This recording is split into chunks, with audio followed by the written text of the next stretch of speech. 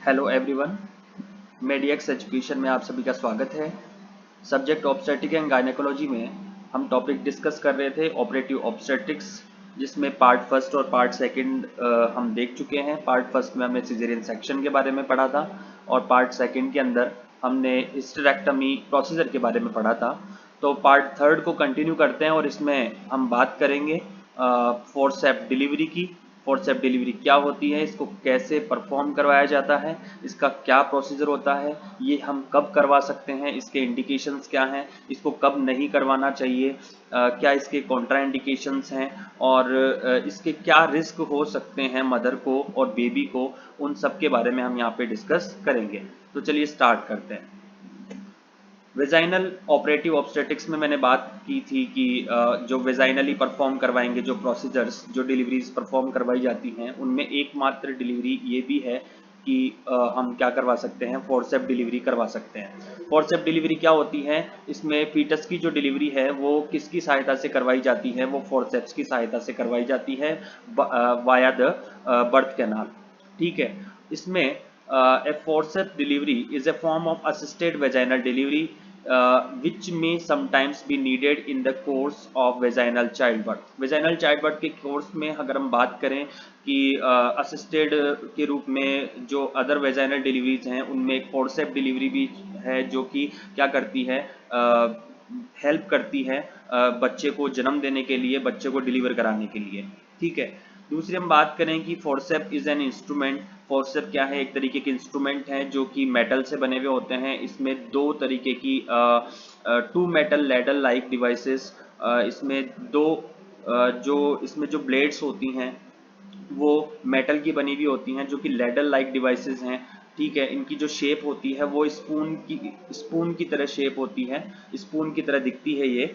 और salaried tongs भी इनको कहते हैं। सैलिड टोंग्स जो सलाद वाली जो टोंग्स होती हैं, लाइक थोड़ी अलग तरीके की स्पून्स आती हैं जो कि बड़ी होती हैं, जिनका जो अंदर वाला जो सिफेलिक कर्व होता है वो थोड़ा सा डीप और सप्रेस होता है। ठीक है।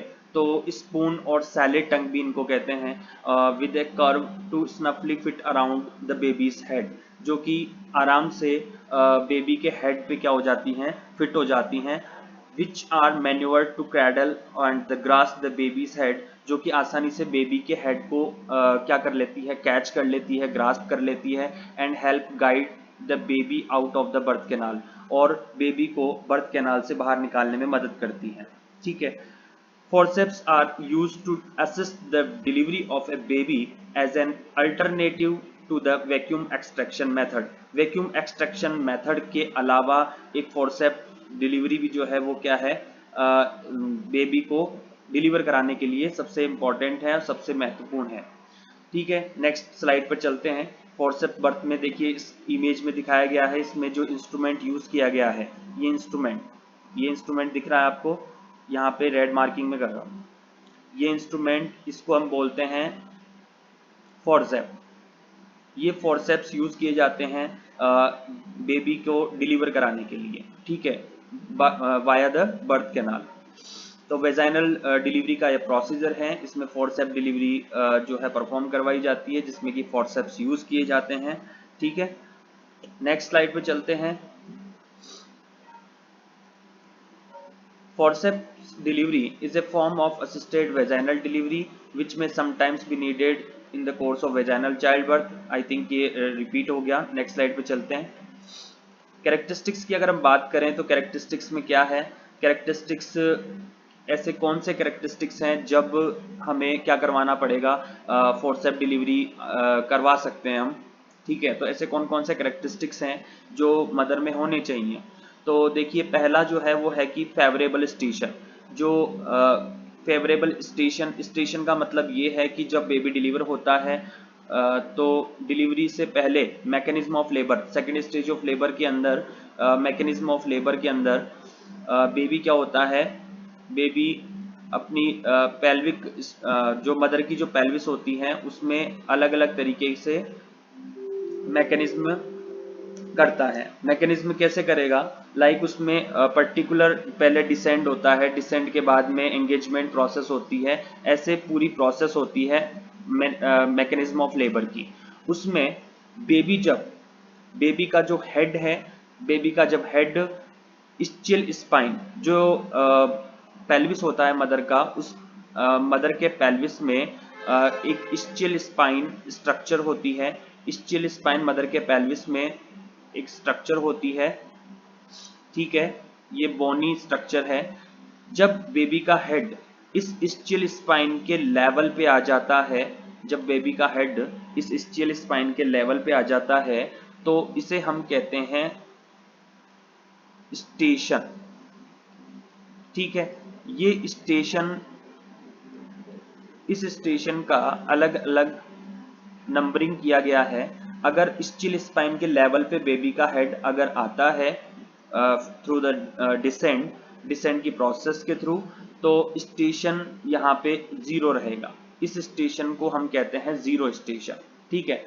और ये 0 स्टेशन फेवरेबल माना जाता है कि वेजाइनल डिलीवरी के लिए सही है।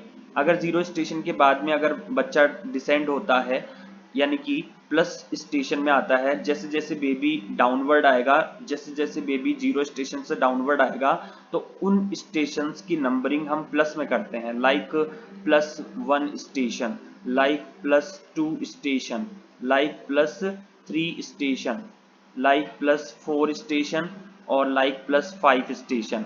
इस तरीके से हम जो है नंबरिंग करते हैं स्टेशन की।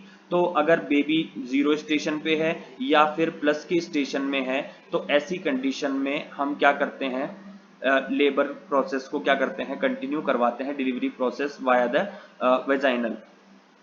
तो इसमें ये बोला गया है कि फेवरेबल स्टेशन, और फेवरेबल स्टेशन फोर्सेप डिलीवरी के लिए क्या माने गए हैं, एक तो 0 और एक प्लस वाले। यानी कि इसका मतलब ये हुआ कि अगर बेबी का हेड 0 स्टेशन पे आ चुका है, स्चिल स्पाइन के लेवल पे आ चुका है, या फिर प्लस स्टेशन में आ चुका है, तब हम क्या करवा सकते हैं, फोर्सेप डिलीवरी यूज करवा सकते हैं, ठीक है। उसके अलावा कुछ एक्सेप्शंस हैं कि हाई फोर्सेप डिलीवरी के अंदर, जैसे कि माइनस स्टेशन में भी डिलीवरी करवा लेते हैं, तो कुछ एक्सेप्शन माने गए हैं जो कि कई एक्सपर्ट्स के थ्रू ही वो डिलीवरी परफॉर्म की जाती है। लाइक हाई फोर्सेप्स डिलीवरी के अंदर जो है बहुत ही लेंथ, जो फोर्सेप्स जो ज़्यादा लंबे होते हैं उनको यूज़ करके क्या परफॉर्म करवाई जाती है, हाई फोर्सेप्स डिलीवरी परफॉर्म करवाई जाती है, ठीक है। तो वो कुछ कुछ कंडीशंस में ही करवाई जाती है, बहुत रेयर चांस है कि हाई फोर्सेप्स डिलीवरी करवाई जाती है ऑब्स्टेट्रिशियन के द्वारा, ठीक है। उसके बाद में हम बात करें फेवरेबल स्टेशन के अलावा क्या क्या करेक्टरिस्टिक्स हैं, लाइक ओ फेवरेबल, यहाँ पे देखिए फोर्सेप जो है वो एक, यहाँ पे फोर्सेप्स के मीनिंग से ही इसके करेक्टरिस्टिक्स हैं, इसके फोर्सेप्स के मीनिंग से ही इसके करेक्टरिस्टिक्स यहाँ पे मैंने मेंशन किए हैं। एफ का मतलब है फेवरेबल स्टेशन, जो कि 0 या प्लस मैनर में होना चाहिए। दूसरी बात ओ का मतलब है ओपन ओस। ओपन ओस का मतलब जो ओपनिंग है, सर्विकल ओपनिंग है, वो कैसी होनी चाहिए, more than 5 centimetre. More than 5 centimetre का मतलब यहाँ पे सर्विक्स जो है वो फुल्ली डायलेटेड होना चाहिए। और क्या होना चाहिए, कैरेक्टरिस्टिक्स क्या है, रप्चर्ड मेम्ब्रेन, जो मेम्ब्रेन है, बैक ऑफ मेम्ब्रेन है, वो कैसा होना चाहिए, रप्चर होना चाहिए, ठीक है। सी कंसेंट फॉर्म हमें लेना है मदर से, तो कंसेंट भी लेना है, ये एक लीगलाइज प्रोसीजर है, ठीक है। तो फोर्सेप डिलीवरी के लिए हम कंसेंट भी लेंगे। उसके अलावा ई, और ई का मतलब है एंगेजमेंट प्रोसेस। एंगेजमेंट प्रोसेस जो है वो कहाँ पे होनी चाहिए, स्टेशन 0 के लेवल पे होनी चाहिए, ठीक है। पी का मतलब क्या है, पेल्विमेट्री एडिक्वेसी। पेल्विमेट्री एडिक्वेसी का मतलब कि जो गायनेकोइड पेल्विस जो है वो माना जाता है कि गायनेकोइड पेल्विस जो है वो फीमेल में वेजाइनल डिलीवरी के लिए फेवरेबल है। तो इसलिए पेल्विस जो है वो कैसा होना चाहिए, गायनेकोइड पेल्विस होना चाहिए। प्लेटीपेलड अगर होता है या एंड्रॉइड पेल्विस होता है, तो उस कंडीशन में हम वेजाइनल डिलीवरी या फोर्सेप डिलीवरी पॉसिबल नहीं करवा सकते हैं। तो पेल्विमेट्री एडिक्वेसी होनी चाहिए, गायनेकोइड पेल्विस होना चाहिए, और स्टेशन होना चाहिए 0 और प्लस का, ठीक है। तो ये कुछ करेक्टरिस्टिक्स थी। नेक्स्ट हम स्लाइड पे चलते हैं, फोर्सेप्स की बात करते हैं, क्या क्या कौन कौन से ऐसे फोर्सेप्स हैं जो मोस्टली यूज किए जाते हैं। तो देखिए फोर्सेप्स में इसके पार्ट्स की अगर बात करें तो इसके पार्ट्स में ब्लेड सबसे पहले आता है। ब्लेड तो ये देखिए, ये यहाँ पे आपको कर्व में दिख रहा है, ये इस तरीके से, ये कर्व में ये क्या है, ये क्या है, ये ब्लेड है, ठीक है। तो ये क्या दिख रही है आपको, यहाँ पे रेड मार्किंग कर रहा हूं मैं, तो ये क्या है, ब्लेड है। इस ब्लेड में दो कर्व पाए जाते हैं, एक को बोलते हैं सेफेलिक कर्व, एक को बोलते हैं पेल्विक कर्व। पेल्विक कर्व जो आउटसाइड ऑफ द ब्लेड, जो बाहर की तरफ दिख रहा है आपको, यहाँ पे देखिए, ये जो बाहर की तरफ जो कर्व दिख रहा है, ठीक है, ये ब्लेड का जो कर्व है इसको हम कहते हैं पेल्विक कर्व। इसको क्या कहते हैं, पेल्विक कर्व, ठीक है। और जो इनसाइड ऑफ द ब्लेड, जो ब्लेड के अंदर की साइड का जो इनसाइड ऑफ ब्लेड जो कर्व है, इसको हम कहते हैं सेफेलिक कर्व। इसको हम क्या कहते हैं, सेफेलिक कर्व। उसके बाद में आता है शेंक। शेंक ब्लेड के जस्ट आगे का जो पार्ट होता है, ये यहाँ पे मैं मेंशन कर रहा हूँ रेड मार्किंग से, ये पार्ट जो है वो क्या कहलाता है, शेंक कहलाता है, ठीक है। ये क्या कहलाता है, शेंक कहलाता है। उसके बाद में आता है लॉक, उसके बाद में क्या आता है, लॉक, और उसके बाद में आता है हैंडल, ठीक है, ठीक है। ये हैंडल, कुछ हैंडल के साथ भी स्क्रू भी जुड़े हुए होते हैं, ठीक है, जो कि इसको फिक्स करने के लिए काम आते हैं, ठीक है। और फिंगर गार्ड, जो कि फिंगर आसानी से वहां पे पुट हो सके, हम आसानी से उसको ग्रास्प करके रख सकें, किसको, टोंग को या फिर फोर्सेप को, ठीक है। तो इस तरीके से इसमें चार पार्ट होते हैं। फर्स्ट ब्लेड होता है, शेंक होता है, लॉक होता है, हैंडल होता है, ठीक है। यहाँ पे अगर मैं अगर आपको बताऊं कि फोर्सेप जो है, अगर इसकी अलग अलग साइज की अगर अपन बात करें तो साइज में फोर्सेप जो है अलग अलग टाइप के और अलग अलग लेंथ में आते हैं। इसमें मोस्टली आपको याद रखना है कि फोर्सेप्स जो है, इसमें फोर्सेप्स की जो साइज है उसमें ब्लेड और शेंक, ब्लेड और शेंक इनकी ही साइज चेंज होती है, हैंडल की साइज कभी भी चेंज नहीं होती है। हो सकता है कुछ फोर्सेप्स में हैंडल की साइज थोड़ी इंक्रीज हो जाए, बाकी अदरवाइज जो है मोस्टली फोर्सेप्स के अंदर जो है वो किसकी साइज चेंज रहेगी, यहाँ पे एक तो ब्लेड की साइज जो है वो चेंज रहेगी और एक शेंक की साइज जो है वो चेंज रहेगी, ठीक है। तो ये जो फोर्सेप दिखाई गई है यहाँ पे, इसको हम बोलते हैं लॉन्ग कर्व्ड ऑब्स्टेट्रिक फोर्सेप। इसको हम कहते हैं, क्या नाम से जानते हैं इसको, लॉन्ग कर्व्ड ऑब्स्टेट्रिक फोर्सेप। जिसमें लॉन्ग कर्व्ड ऑब्स्टेट्रिक फोर्सेप को आप कैसे पहचानेंगे, एक तो इसमें क्या होता है, फिंगर गार्ड होता है, एक तो क्या होता है इसमें, फिंगर गार्ड लगा हुआ होता है। दूसरी बात, इसमें स्क्रू भी लगा हुआ होता है, ठीक है। इसमें जो हैंडल है, हैंडल के साथ साथ ही क्या लगा हुआ होता है, स्क्रू लगा हुआ होता है, ठीक है। नेक्स्ट हम बात करते हैं, नेक्स्ट फोर्सेप जो है वो यहाँ पे है ब्रिंगले फोर्सेप। ये कौन सा फोर्सेप है, ये ब्रिंगले फोर्सेप है, जिसका दूसरा नाम है शॉर्ट कर्व्ड ऑब्स्टेट्रिक फोर्सेप। इसको हम क्या कहते हैं, शॉर्ट कर्व्ड ऑब्स्टेट्रिक फोर्सेप। इसमें किसी तरीके का कोई स्क्रू नहीं होता है, यहाँ पे देखिए स्क्रू नहीं है, ठीक है, इसमें किसी तरीके का कोई स्क्रू नहीं लगा हुआ है, ठीक है। और हम बात करें इसकी कैरेक्टरिस्टिक्स की, तो इसमें देखिए यहाँ पे जो इसकी हैंडल के बाद में जो शेंक शेंक है और जो ब्लेड है, हैंडल के बाद जो शेंक है, ब्लेड है, इसकी साइज जो है वो कैसी है, लॉन्ग कर्व्ड ऑब्स्टेट्रिक फोर्सेप्स से थोड़ी छोटी है, ठीक है। तो यहाँ पे फिंगर गार्ड भी नहीं है, यहाँ पे देखिए फिंगर गार्ड भी नहीं लगे हुए हैं, ठीक है, फिंगर गार्ड भी नहीं है यहाँ पे। तो आप इमेज देख करके आसानी से फोर्सेप्स को पहचान सकते हो, ठीक है। तो इसमें ये किस तरीके का फोर्सेप है, ये शॉर्ट कर्व्ड ऑब्स्टेट्रिक फोर्सेप है। इसमें किसी तरीके का कोई स्क्रू नहीं लगा हुआ है, इसमें फिंगर गार्ड नहीं है, और उसके अलावा इसकी जो फोर्सेप्स और शेंक की जो साइज है वो भी क्या है, लॉन्ग से कम है, ठीक है। लॉन्ग कर्व्ड ऑब्स्टेट्रिक जो फोर्सेप है उनसे कम है। उसके बाद नेक्स्ट स्लाइड पे चलते हैं, ये है कील एंड फोर्सेप। ये क्या है, कीलैंड फॉर्सेप। कीलैंड फॉर्सेप अप्रोक्सीमेटली 41 सेंटीमीटर का होता है और सबसे लॉन्ग फॉर्सेप भी इसको माना जाता है कीलैंड फॉर्सेप। कीलैंड फॉर्सेप जो है इसमें देखिए यहाँ पे शंक की साइज भी काफ़ी लेंथी है, और उसके अलावा अगर हम बात करें इसके ब्लेड्स की तो ब्लेड्स भी काफ़ी लेंथी है, ठीक है। और अगर हम बात करें इसमें जो लॉक है वो लॉक भी थोड़ा डिफरेंट टाइप का है। यहाँ पे देखिए इस तरीके का लॉक जो है वो यहाँ पे आपको देखने को मिलेगा। उसके साथ साथ यहाँ पे फिंगर गार्ड भी जो है वो प्रेजेंट रहेंगे, लेकिन इसमें किसी तरीके का कोई स्क्रू वगैरह नहीं लगा हुआ है। और इसमें जो इसकी जो हैंडल की जो शेप है वो लास्ट में कर्वी होती है। हैंडल की जो शेप है वो कैसी होती है, लास्ट में कर्वी होती है। इस तरीके का अगर आपको ऑब्स्टेटिक फॉर्सेप देखने को मिले तो उसको आप इजीली जो है वो आइडेंटिफाई कर सकते हो कि वो कैसा है। ये कीलैंड फॉर्सेप है, ठीक है। तो कीलैंड फॉर्सेप में एक तो फॉर्सेप्स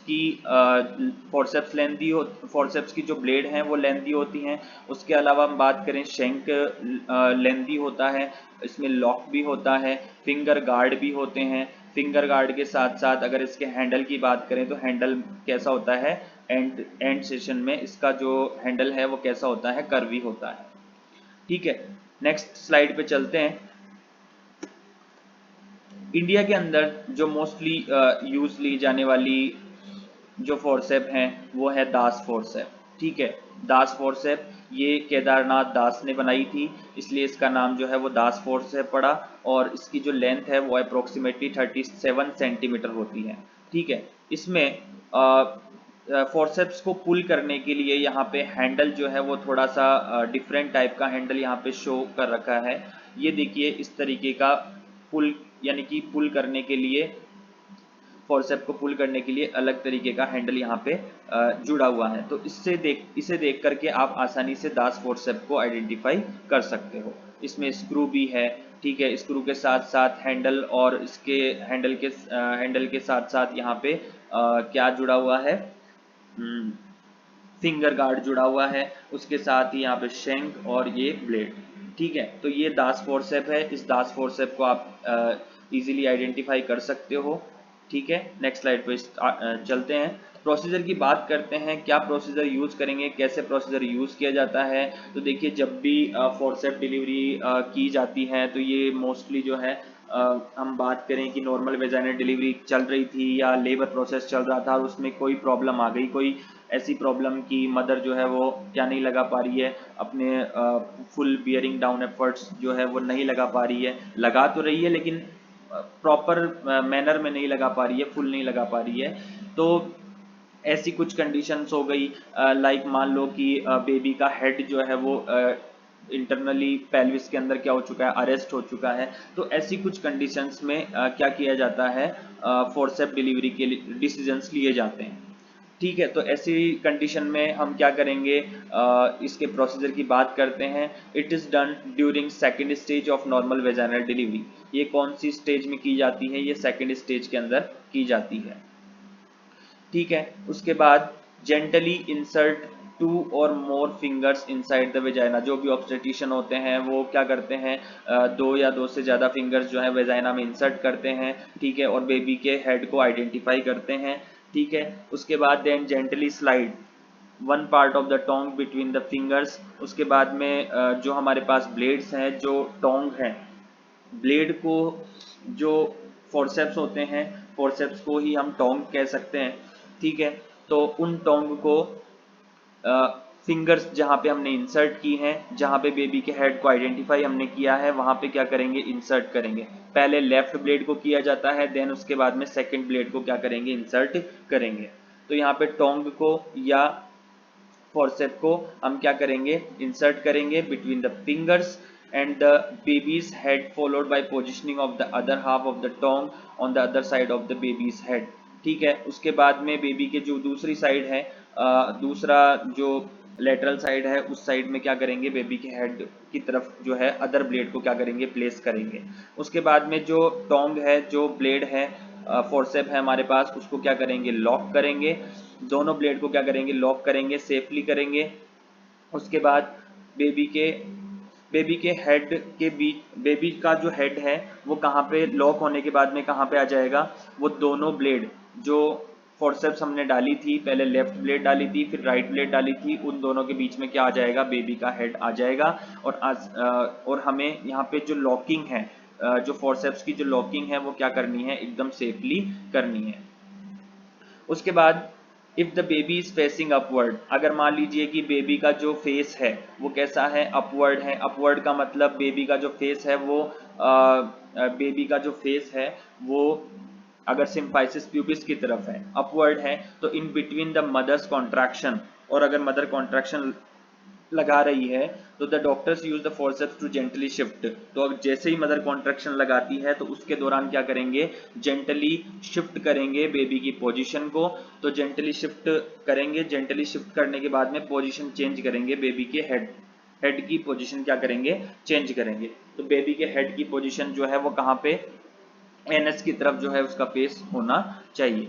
उसके बाद क्या करेंगे, as the labour progress the doctor may remove the forceps before the widest part of the baby's head goes through the birth canal, or he or she may retain the hold of the forceps। अब labour progress जो है वो continue है, और जो baby का जो head का जो लार्जेस्ट पार्ट था, वाइडेस्ट पार्ट था, वो पूरा जो है प्रॉपर बाहर आ चुका है। ठीक है, हो सकता है कि बेबी की ट्रंक भी जो है हेड के साथ साथ जो है डिलीवरी हो चुकी है। तो उस समय हम क्या कर सकते हैं, हम फोर्सेप्स को हटा सकते हैं बेबी के हेड से। तो उस समय डॉक्टर वगैरह जो है वो क्या कर देते हैं, फोर्सेप्स को हटा देते हैं। ठीक है, और बेबी को अपने हाथों की सहायता से, हैंड की सहायता से क्या करके रखते हैं, होल्ड करके रखते हैं।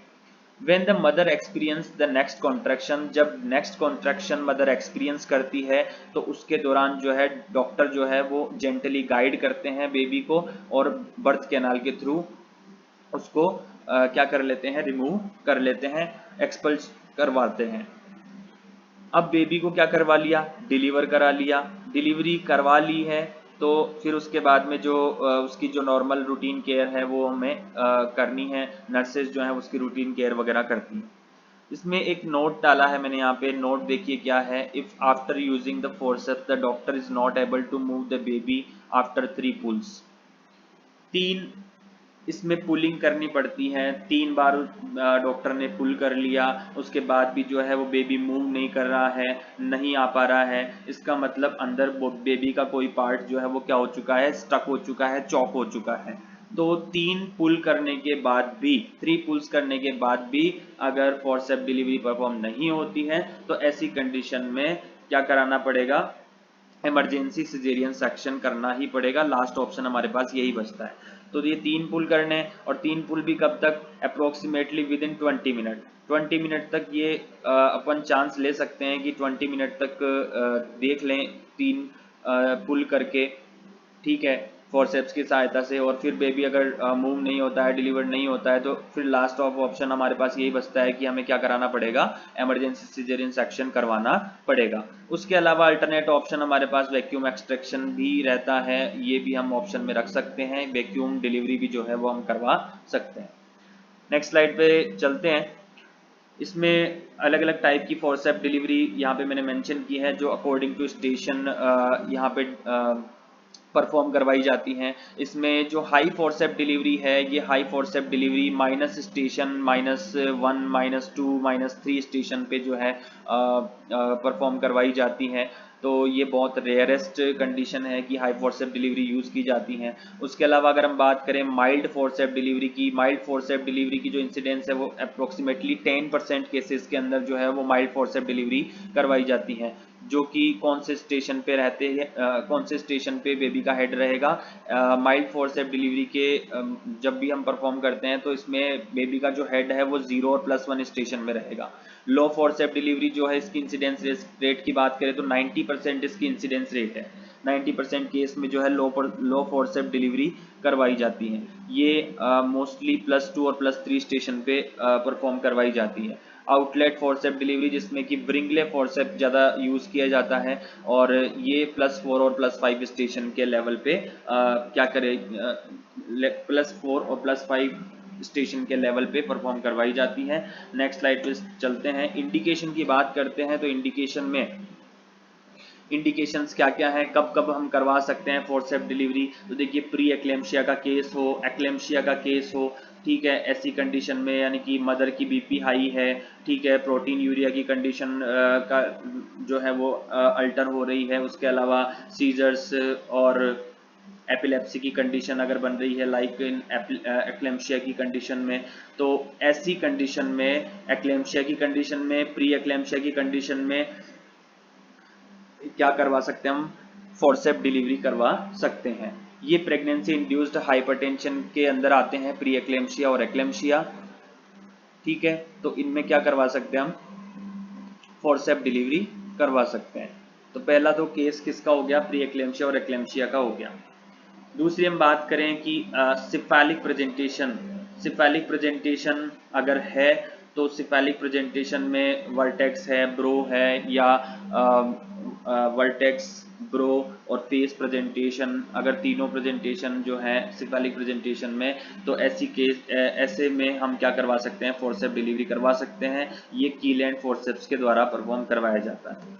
उसके बाद ब्रीच प्रेजेंटेशन, तो देखिए ब्रीच प्रेजेंटेशन मोस्टली क्या है, कॉन्ट्रा इंडिकेटेड है, लेकिन ब्रीच प्रेजेंटेशन में अगर मान लीजिए कि बटक्स की डिलीवरी हो जाती है, ट्रंक की डिलीवरी हो जाती है, ट्रंक के बाद में जो है हेड जो है वो कहाँ पे चोक हो जाता है, कहाँ पे अरेस्ट हो जाता है, अगर फीटल हेड पेल्विस के अंदर अगर अरेस्ट हो जाता है तो ऐसी कंडीशन में हम फोर्सेप डिलीवरी जो है वो यूज कर सकते हैं, फोर्सेप डिलीवरी करवा सकते हैं, ठीक है। लेकिन शोल्डर प्रेजेंटेशन है ब्रीच प्रेजेंटेशन के साथ साथ, या फिर मान लीजिए कि फ्लैंक ब्रीच है, ठीक है, तो ऐसी कंडीशन में, या फुटलिंग ब्रीच है, तो ऐसी कंडीशन में हम क्या नहीं करवा सकते हैं, फोर्सेप डिलीवरी नहीं करा सकते हैं ब्रीच के उन ऐसी कंडीशंस के अंदर। उनके बारे में हम नेक्स्ट स्लाइड पे डिस्कस करेंगे।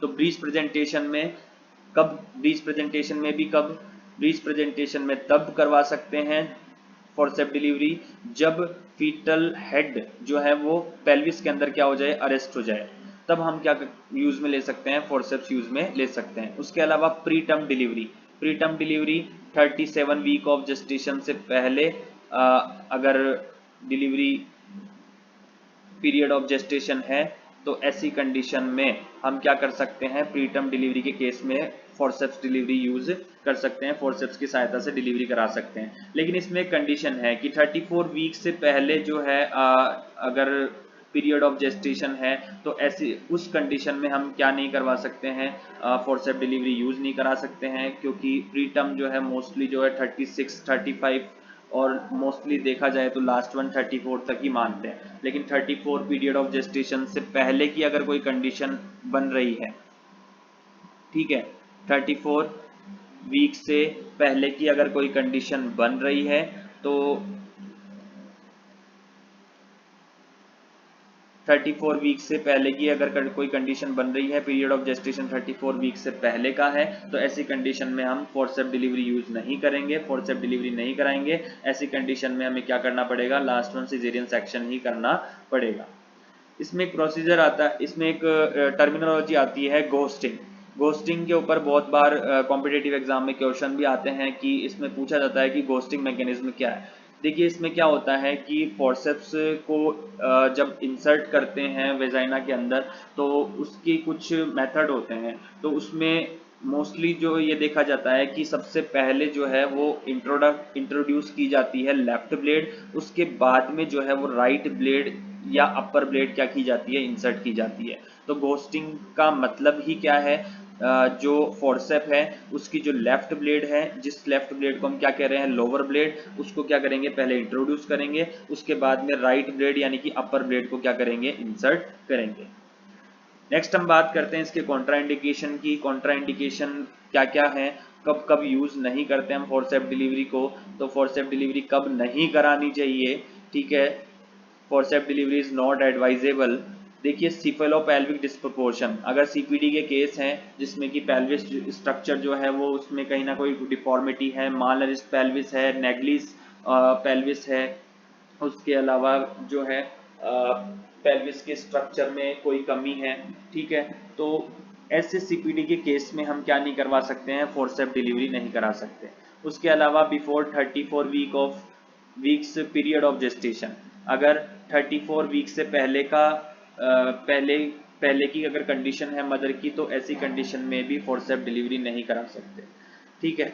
The position of the baby's head is not clear, अगर ऑब्स्टेटिशियन को बेबी के हेड की पोजीशन क्लियर नहीं है कि बेबी कौन सी पोजीशन में है, तो ऐसी कंडीशन में भी फोर्सेप डिलीवरी नहीं करा सकते। क्योंकि हमने देखा था कि जब पोजीशन ही पता नहीं चलेगी, तो बेबी के हेड की पोजीशन पता नहीं चलेगी, तो फोर्सेप्स कैसे यूज करेंगे। तो मोस्टली सेफेलिक प्रेजेंटेशन अगर होता है, तो मोस्टली सेफेलिक प्रेजेंटेशन में कई बार डिसेंड में प्रॉब्लम आ जाती है, बेबी के डिसेंड होने में प्रॉब्लम क्रिएट होती है, लाइक इन माइनस स्टेशन। तो ऐसी कंडीशन में फोर्सेप डिलीवरी यूज नहीं करते हैं। उसके बाद में हम बात करें कि the baby is known to have health conditions, baby के मान लीजिए कि पहले ही आपने आइडेंटिफाई कर लिया है कुछ कंडीशंस, कुछ टेस्ट वगैरह करवा लिए हैं, जिसकी वजह से पता लग गया है कि बेबी को जो है कैसी प्रॉब्लम है, ब्लीडिंग डिसऑर्डर है, लाइक हीमोफीलिया है, जिससे कि बोन्स वगैरह भी अफेक्ट हो सकती हैं, या फिर क्लॉट ब्लीडिंग डिसऑर्डर्स अगर ज़्यादा हैं, तो ऐसी कंडीशन में हमें क्या नहीं कराना है, फोर्सेप्स डिलीवरी जो है हमें नहीं करानी है। क्योंकि हो सकता है कि कोई कट वगैरह लग जाए, लेसिरेशन हो जाए, इंजरी हो जाए, तो ऐसी कंडीशन में हम फोर्सेप डिलीवरी यूज़ नहीं करते। उसके बाद the baby is emerging buttocks feet first, वही मैंने जैसे अभी आपको बताया कि ब्रीच प्रेजेंटेशन में अगर बेबी के बटक्स जो है the baby is emerging buttocks और फीट फर्स्ट, बटक्स के साथ साथ जो है वो बेबी के अगर फीट जो है वो भी क्या है, बेबी के बटक्स के साथ अगर डिलीवर हो रहे हैं, तो उसके ऐसी कंडीशन में, यानी कि फुटलिंग और नीलिंग ब्रीच के अंदर जो है, ये टाइप होते हैं ब्रीच प्रेजेंटेशन के।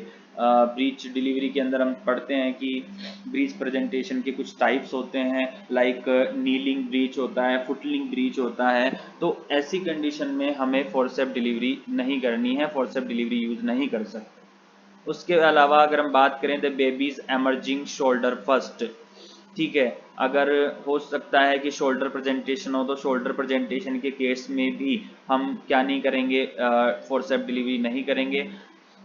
उसके बाद हम बात करें the size of the baby is big, ठीक है, हो सकता है कि मैक्रोसोमिक बेबी हो, लार्ज बेबी हो, हाइड्रोसिफलस बेबी हो, तो ऐसी कंडीशन में भी हमें क्या नहीं करना है, फोर्सेप डिलीवरी यूज नहीं करनी है, फोर्सेप डिलीवरी नहीं करानी है। The baby's head has not moved, the baby's head has not moved past the mid point of the birth canal, ये वही है कि अगर माइनस स्टेशन में अगर बेबी है, तो ऐसी कंडीशन में अगर मान लीजिए डिसेंट की प्रोसेस नहीं कंप्लीट हो रही है, -4 स्टेशन पे है, मान लीजिए कि -5 स्टेशन पे है, और ऐसी कंडीशन में डिसेंट की प्रोसेस कंप्लीट नहीं है, तो बेबी मूव नहीं कर पा रहा है, तो और मिड पॉइंट पे अटक गया, तो ऐसी कंडीशन में ही क्या नहीं करवा सकते, हम फोर्सेप डिलीवरी यूज नहीं कर सकते।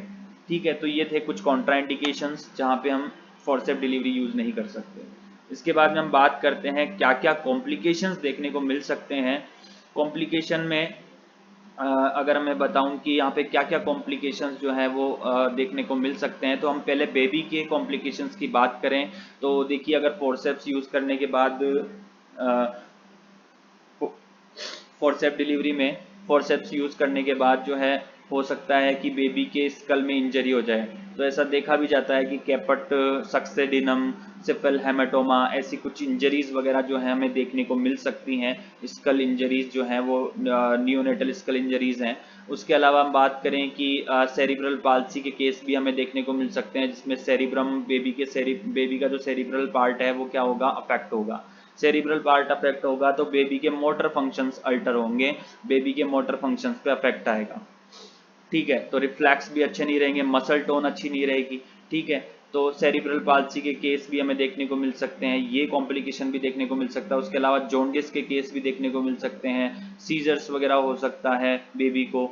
उसके अलावा स्कल फ्रैक्चर भी हो सकता है, स्कल बोन टूट सकती हैं। ठीक है, एक्सेसिव पुल करने की वजह से, या फोर्सेप्स हमने टाइट यूज़ कर लिए, या प्रॉपर हेड के हेड जो था बेबी का, उस हेड के अकॉर्डिंग जो है हमने फोर्सेप्स यूज़ नहीं किए हैं, ठीक है। और हो सकता है कि स्मॉल बम्प्स और ब्रूसेस हो गए हों बेबी के हेड पे, हो सकता है बेबी के हेड पे, बेबी के चीक्स पे क्या हो गए हों, स्मॉल बम्प्स ब्रूसेस हो गए हों, जिसकी वजह से बेबी की स्किन जो है वो क्या हो सकती है, फट सकती है। स्मॉल कट्स लगे हों, स्मॉल कट्स की वजह से वुंड वगैरह, लेसिरेशन वगैरह बेबी के फेस पे हो गए हों। इसके अलावा टेम्परेरी फेशियल मसल वीकनेस, ये भी जो है वो कॉन्ट्रा इंडिकेशन रहेगा। फेशियल पाल्सी के केस भी जो है हमें देखने को मिल सकते हैं, ठीक है। तो ये कुछ फोर्सेप्स डिलीवरी के कॉम्प्लिकेशंस हैं जो कि हमें यहाँ पे देखने को मिल सकते हैं बेबी के अंदर। उसके बाद में हम बात करते हैं मदर को क्या रिस्क रहेगी। देखिए मदर को रिस्क ये रहेगी कि हम सेकंड स्टेज ऑफ लेबर के दौरान जो है हम कई बार टीयरिंग करते हैं। तो टीयरिंग कहाँ करेंगे, सेकंड स्टेज ऑफ लेबर के दौरान एपिजियोटोमी कट लगाते हैं, ठीक है।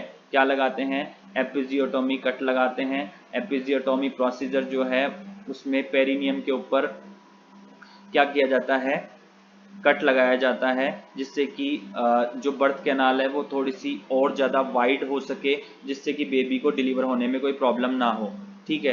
तो लाइक ये वेजाइना है, ये एनस है, इसके ये वेजाइना है और ये एनस है। ये वेजाइना हो गई, ये एनस हो गया। यहाँ पे वेजाइना के एंड पोर्शन से लेकर के और एनस तक का जो पोर्शन होता है, ये वाला जो पार्ट होता है, इस पार्ट को हम कहते हैं पेरिनियल पार्ट। इसको हम कहते हैं perineal part, perineum, perineal body, perineum, ठीक है। तो यहाँ पे क्या करते हैं, एपिजियोटोमिक कट लगाते हैं। ये एपिजियोटोमिक कट वेजाइना के पोर्शन से जब बेबी डिलीवर होता है तो उसको थोड़ा सा और ज़्यादा वाइड करने के लिए, ओपन करने के लिए हम क्या करते हैं, यहाँ पे कट लगाते हैं। मोस्टली मीडियो लेटरल कट लगाया जाता है। तो यहाँ पे मोस्टली क्या करते हैं, मीडियो लेटरल कट लगाते हैं, मीडियो लेटरल, ठीक है। तो मीडियो लेटरल कट लगाएंगे। तो एपिजियोटोमी जो है, एपिजियोटोमी कट के दौरान यहाँ पे क्या करते हैं, वेजाइनल टीयरिंग की जाती है, इसको टीयरिंग करना बोलते हैं। और ये एपिजियोटोमी कट लगाना, इसको हम कहते हैं सेकंड डिग्री टीयर। इसका दूसरा नाम क्या है, सेकंड डिग्री टीयरिंग।